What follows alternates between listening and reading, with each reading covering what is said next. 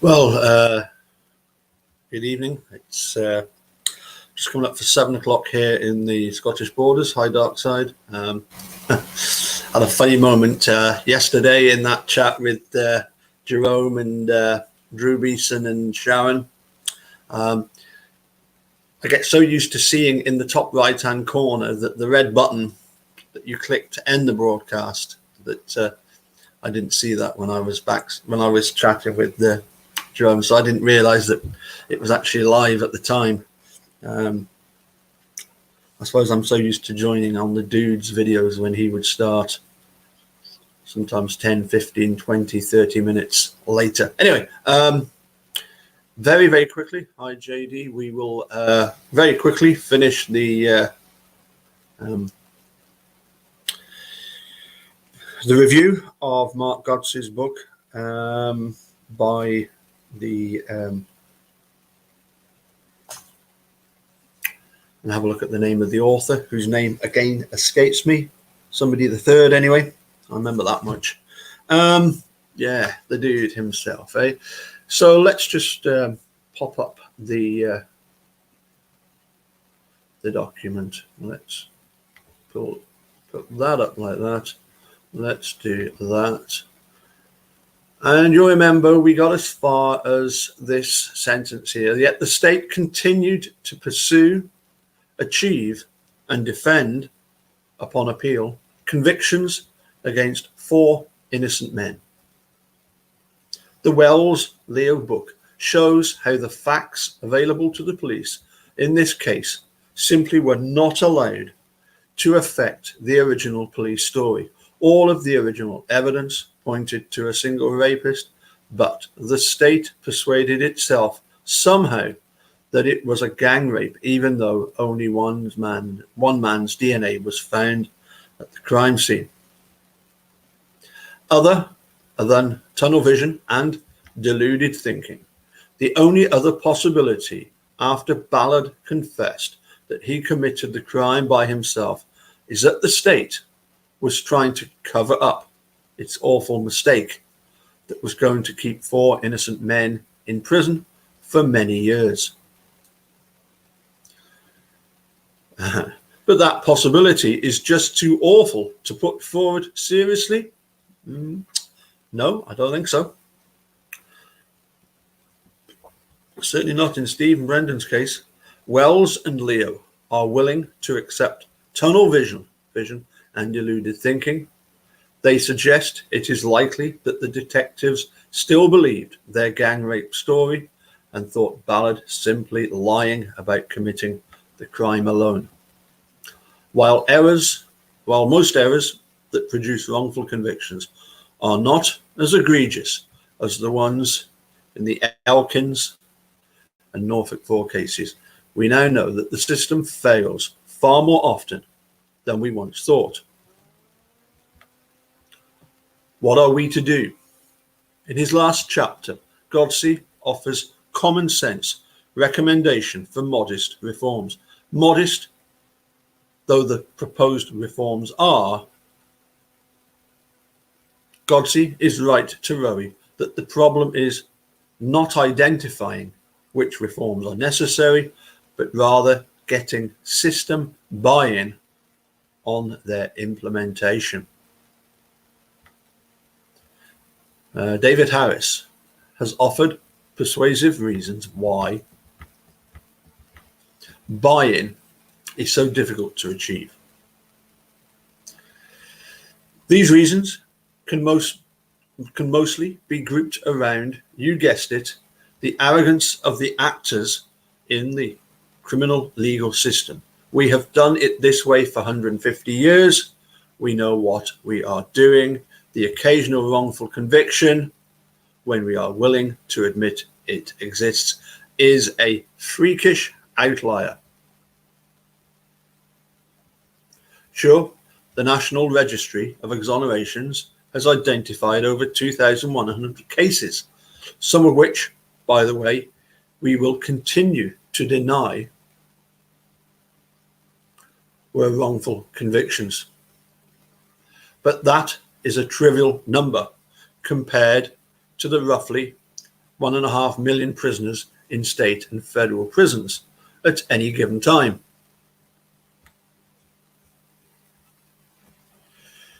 A moment's reflection.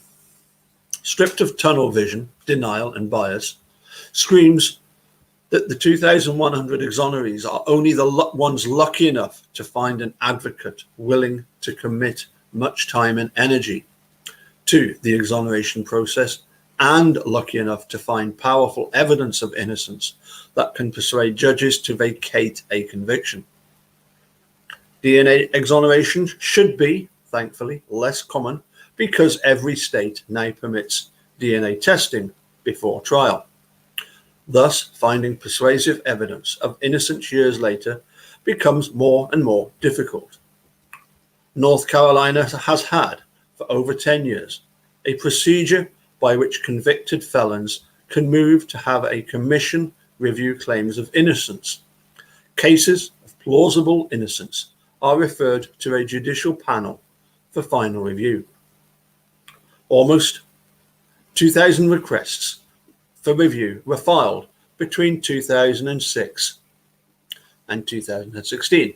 And how many innocent prisoners had their convictions vacated? 10. Now, a defender of the status quo would say, see, I told you these wrongful conviction cases are outliers. But what we have learned about the criminal legal system to this point, from Mark Godsey, from other writers, and from various innocence organizations, is proof to me that the innocents we have identified so far are only a very small slice of those in American prisons. We simply must do better to let light into the dark recesses of the blind legal system. A good place to start would be to require every police officer, prosecutor, and judge to read Mark Godsey's Blind Injustice. Oh, and by the way, every defense lawyer should also read it, both to make us more sensitive to the possibility that some of our clients might be innocent and to give us better tools to attack blind injustice. And whilst we are at it, why not require every federal and state legislator to read it too? Remember Alice's Restaurant's anti-massacre movement against the Vietnam War? If you do not, if like Mark Godsey, you are too young to remember, you should listen to Arlo Guthrie's song. Maybe we can start a Mark Godsey anti-blind injustice movement. I think Netflix, through Making a Murder, has started that, as far as I can see. All you got to do is join in the next time it comes around. Remember, American citizen opposition to the Vietnam War was a large part of the reason we stopped fighting that war. Maybe if we work together, we can reduce the number of innocents who are sent to prison.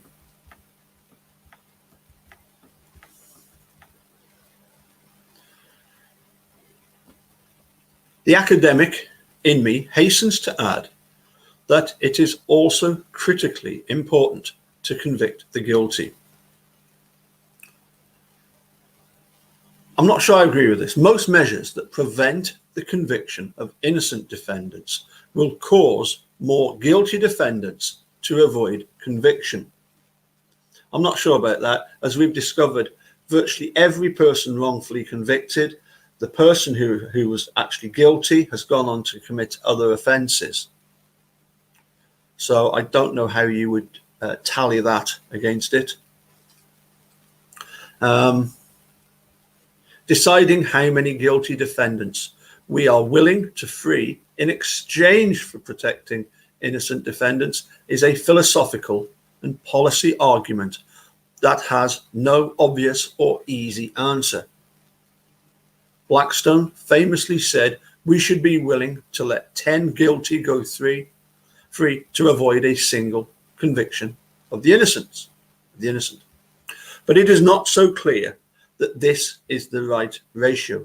For some thoughts on this difficult question, see Larry Lordin, The Law's Flaws, Rethinking Trials and Errors, Ronald Allen and Larry Lorden, again Larry Lorden, Deadly Dilemmas, Tex Tech L.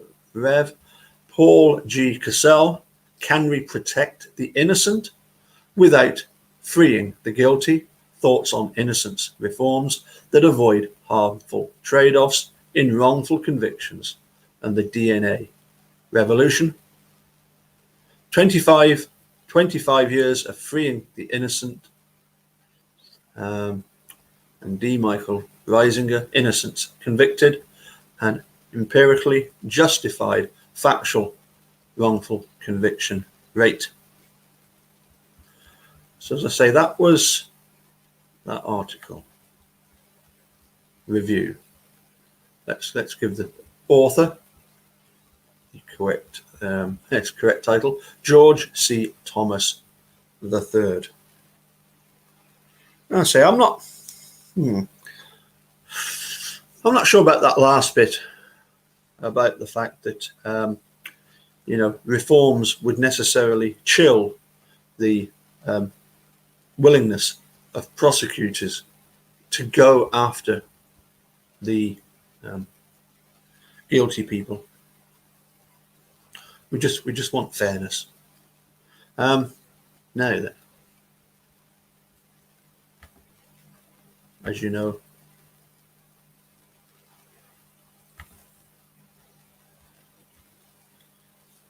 as far as politics are concerned, I think most of the time we should keep politics away from the innocence movement. But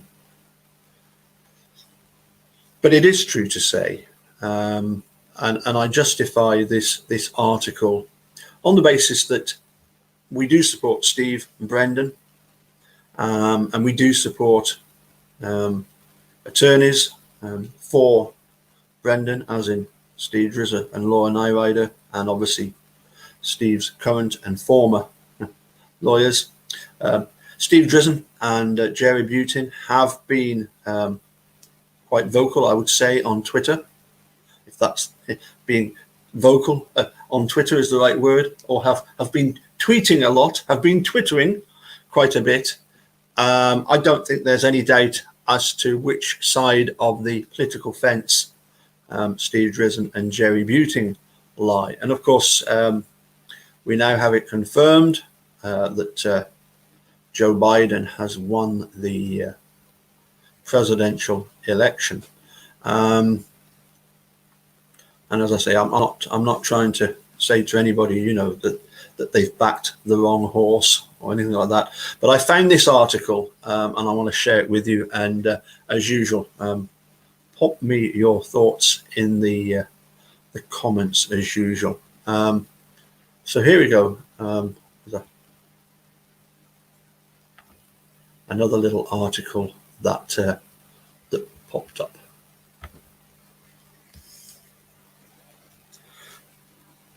So this is by an article that I read yesterday by Nick Bryant. US election 2020, why Donald Trump lost. And it's just 19 hours ago. So this is obviously a BBC correspondent. Let's come down and see what we have.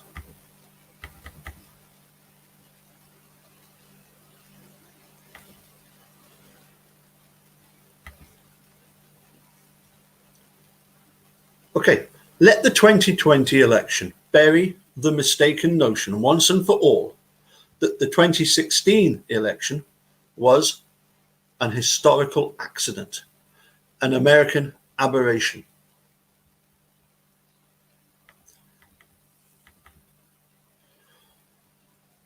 Donald won more than 70 million votes, the second highest total in American history. Nationally, he has more than a 47% share of his vote.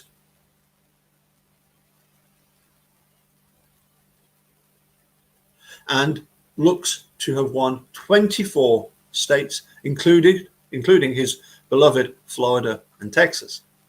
He has an extraordinary hold over large swathes of this country, a visceral connection that among thousands of supporters has brought a near cult-like devotion. After 4 years in the White House, his supporters studied the fine print of his presidency and clicked enthusiastically on the terms and conditions.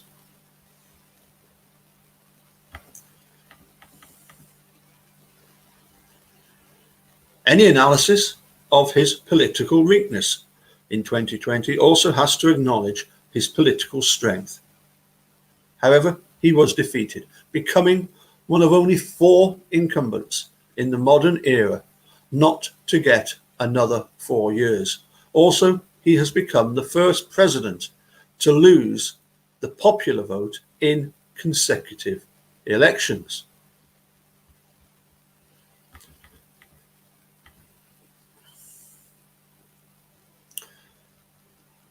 Donald won the presidency in 2016 partly because he was a norm-busting political outsider who was prepared to say what had previously been unsayable. But he also lost the presidency in 2020 partly because he was a norm-busting political outsider who was prepared to say what had previously been unsayable.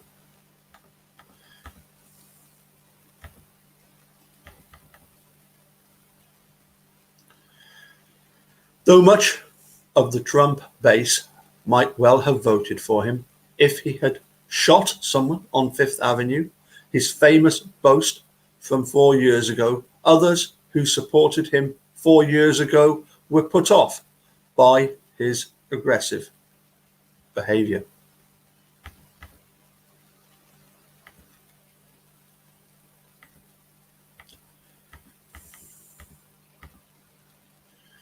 This was especially true in the suburbs. Joe Biden improved on Hillary Clinton's performance in 373 suburban counties, helping him claw back the Rust Belt states of Pennsylvania, Michigan, and some place called Wisconsin, and enabling him to gain Georgia and Arizona. Donald has a particular problem with suburban women.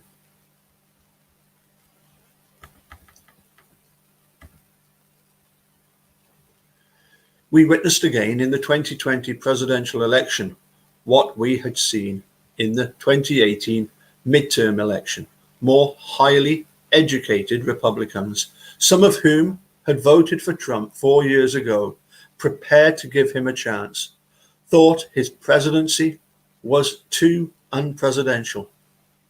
Though they understood he would be unconventional, many found the manner in which he defied so many customs and behavioral norms off-putting and even offensive.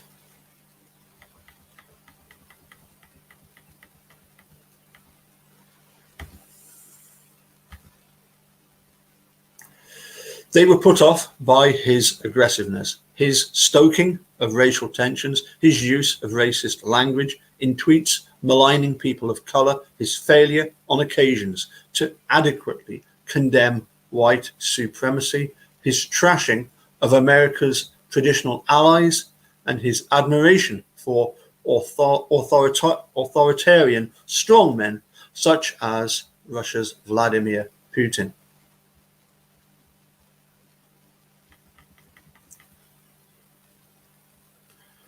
His strange boasts about being a very stable genius and the like, his promotion of conspiracy theories, his use of a lingua franca that sometimes made him sound more like a crime boss such as when he described his former lawyer, Michael Cohen, who reached a plea deal with federal prosecutors, as a rat.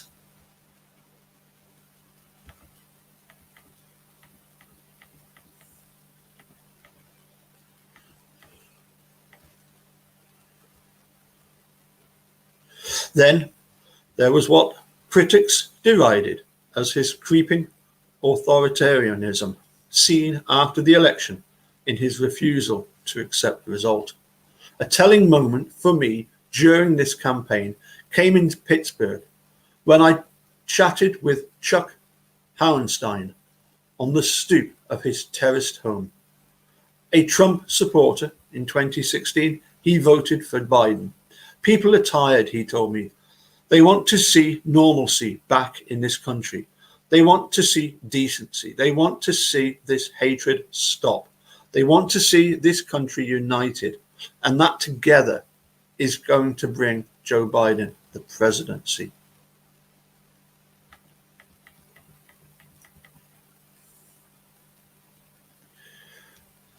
A political problem for Donald was that he failed to expand his support beyond his core Trump base, nor did he try hard to do so.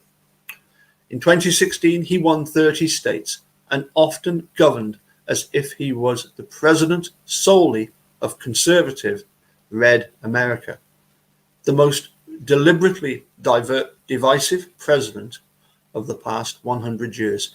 He made little attempt to rule blue America, the 20 states that had voted for Hillary Clinton.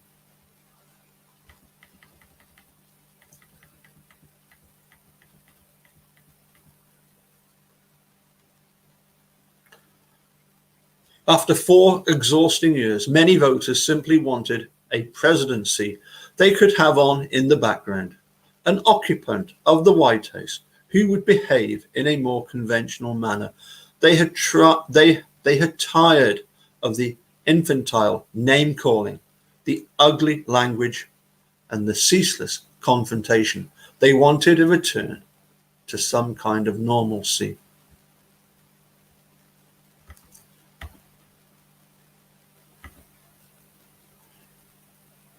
But the 2020 election was not a rerun of the 2016 election. This time, he was the incumbent, not the insurgent. He had a record to defend, including his mishandling of a coronavirus outbreak, which by election day had killed more than 230,000 Americans. In this age of negative partisanship, where politics is often driven by loathing of the opposition, he was not pitted against a hate figure like Hillary Clinton. So, as I say, I found that article quite interesting. I will attempt to put the article in the description below so that you can have a read of it at your leisure. As I say, I just found it an interesting article.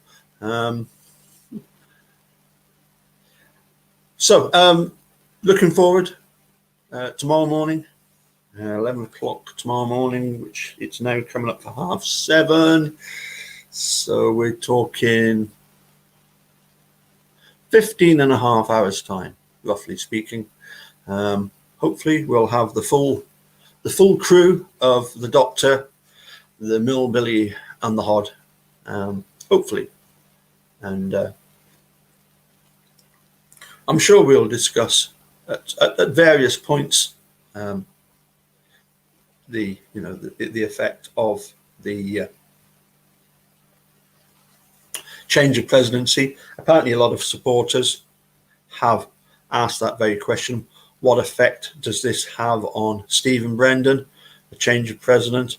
Probably not a great deal, in the sense that Netflix Making a Murderer came out when President Obama was still in charge. He was unable to do anything about the case, despite the fact that there was a petition signed by over 500,000 people. And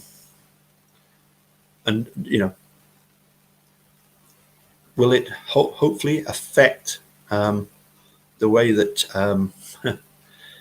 judges, prosecutors, police, etc., the way they behave? Well, one can but hope, can't one? Particularly in somewhere like Wisconsin, where Steve and Brendan are. Anyway, we'll catch you all again soon, and I say I'll leave both the link to the article and also the link to the review of Mark Godsey's book in the description. Thank you all for tuning in. I'll let you get back to watch your football. Packers don't play today. I don't think they play till next week. And I think they've got the Jacksonville Jaguars, as they're called. Anyway, I don't think they're playing this week. So we'll catch you all later. Thank you for tuning in. Bye for now.